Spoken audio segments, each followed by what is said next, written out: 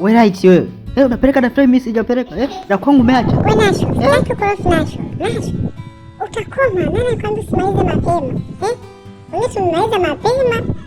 Wewe hutaki kufanya kazi mapema. Mwalimu sema sana. Nakwambia, wewe right wewe. Wewe. Subiri zamu yako utafika. Njoo hapa. Niachie nishike mbafu. Sasa brother, sikia.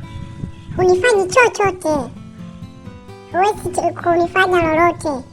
Na kuleta baridi sio naenda kusema kwa mwalimu. Kwa unajivunia mwalimu. Wewe jichanganye uone. Jichanganye. Takulamba mtama wewe. Sogea huko.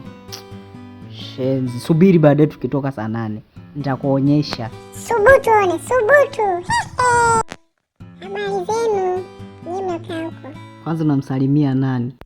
Unaambia nimekulazimisha tusalimie.